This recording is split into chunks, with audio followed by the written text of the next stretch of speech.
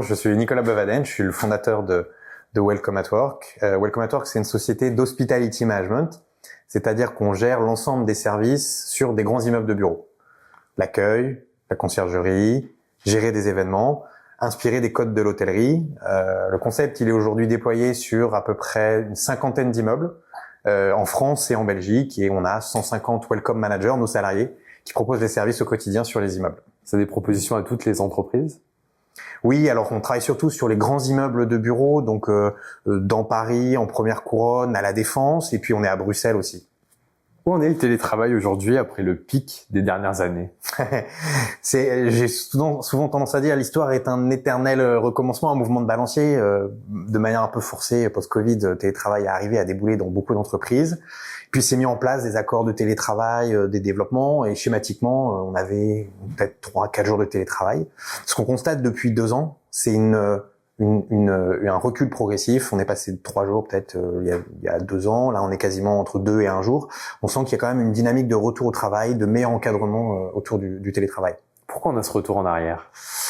Alors, c'est une bonne question. D'abord, il y a peut-être pas une vérité unique pour l'ensemble des entreprises, parce que chaque entreprise, de par son secteur, sa localisation, son ADN, a une approche différente. Néanmoins, on voit certaines tendances. La première, principale, c'est un peu le constat qui a été réalisé avec un télétravail qui était peut-être un peu trop déployé. C'est la perte d'efficacité dans l'entreprise. Ça paraît bête, mais mine de rien, l'informel passe moins bien en Teams, par exemple, qu'en physique. Il y a toutes les rencontres non prévues avant la réunion, après la réunion, autour du café, pendant la pause déj, qui fait que l'information circule bien. Et donc ça a été vraiment constaté par beaucoup d'entreprises, perte de circulation d'informations, et le corollaire, perte de créativité, parce que souvent la créativité, c'est le rebond, les échanges entre les différentes parties. Donc ça, c'est quand même le sujet numéro 1. Le second sujet, il est plus lié à l'appartenance, au sentiment d'appartenance à un projet collectif.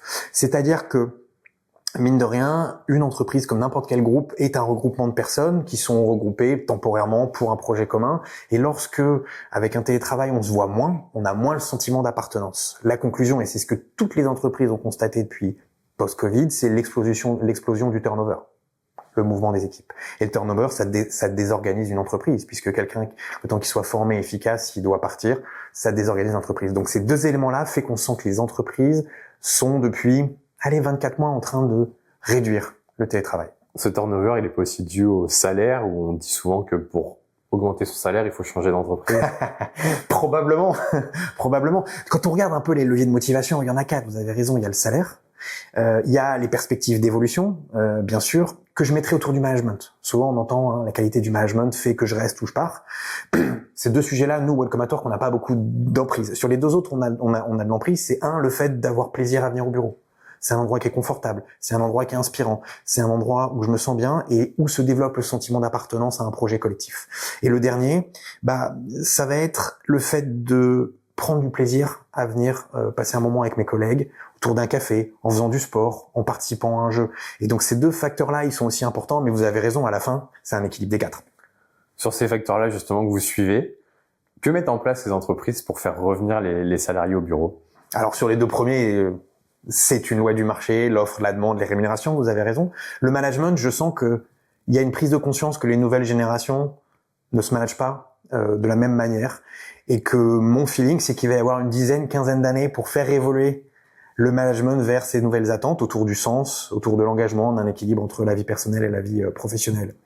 Sur les autres sujets, de rendre le bureau désirable, 2 éléments, le confort, c'est-à-dire que ça va être un confort avec la lumière du jour, ça va être un confort avec faire appel à de la biophilie, en tout cas de la nature dans l'immeuble de bureau, et puis avoir des espaces de plus en plus adaptés. Schématiquement, avant, il y avait le bureau, assis, la salle de réunion. Aujourd'hui, on va rencontrer des espaces un peu hybrides où on peut travailler à 2, à 3, des espaces, des bulles de travail où je peux me concentrer. Voilà, on sent que c'est cette évolution en termes de bureau, confort. Et le deuxième, c'est la partie servicielle. Être capable d'offrir à mes salariés de faire du sport sur la pause déjeuner, de passer un bon moment en faisant une dégustation de produits du terroir. On a fait ça la semaine dernière. Organiser des événements un peu fous. On a organisé sur un immeuble un grand prix de karting électrique, rassurez-vous, mais un grand prix de karting dans l'immeuble. Voilà, c'est des effets waouh où vous revenez le soir, vous n'avez pas passé la même journée et vous n'allez pas être la même personne le lendemain. À quoi pourrait ressembler la vie en entreprise dans 5 à 10 ans? Alors j'ai pas de boule de cristal, mais on peut essayer un exercice un peu prospectif. Déjà, je pense que la notion de télétravail, elle va perdurer. Quoi qu'il se passe, ça reste quand même un vrai avantage d'équilibre de vie personnelle, de vie professionnelle, de souplesse d'aménagement. Donc ça, aucun doute sur le fait que ça va perdurer. Mon feeling à court moyen terme, c'est qu'il va être un petit peu plus organisé, un petit peu plus réglementé. Aujourd'hui, les contraintes des entreprises, elles sont sur le télétravail de faire revenir, mais surtout de lisser dans la semaine. Le mardi, le jeudi, schématiquement, vous n'arrivez pas à installer tout le monde, et le vendredi, il y a personne. Sauf que quand on sait que le loyer, c'est le premier coût après les salaires, il va y avoir un équilibre. Donc on est en train de constater une espèce de démarche plus ou moins active de lissage dans la semaine pour avoir un télétravail qui existe, mais qui permet un bon fonctionnement de l'entreprise. Ça, c'est à court terme. Ensuite, à moyen, long terme, à voir.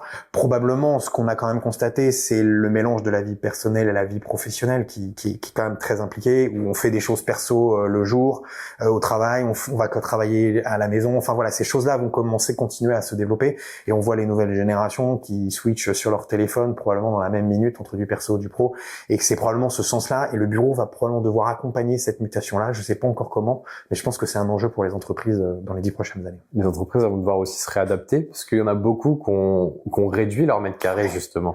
Ouais, c'est assez marrant parce que c'est ce que vous dites. On a entendu ça dans l'immobilier sur les 4 dernières années. Pour la première fois cet été, j'ai entendu des entreprises me dire j'ai trop réduit, je vais devoir réélargir. Et à mon sens, même si c'était une entreprise, enfin c'était plusieurs entreprises dans un immeuble, c'est quand même une tendance de fond, c'est-à-dire qu'il y a eu les entreprises qui ont un bail renégocié, qui ont réduit, qui sentent que c'est trop tard. Il y a celles qui n'avaient pas encore leur échéance de bail, qui se disent oula, finalement, est-ce que je vais vraiment réduire? Souvent, ce qui est en train de se passer, c'est je réaménage mes surfaces, je crée des lieux sympas, des lieux de vie, des lieux de rencontre, des lieux de travail. C'est plutôt cette dynamique-là, même si on a quand même constaté, quand vous regardez les chiffres macro, une certaine réduction des surfaces. Mais mon feeling, c'est qu'on est au moment où le balancier est en train de se réinverser pour les prochaines années.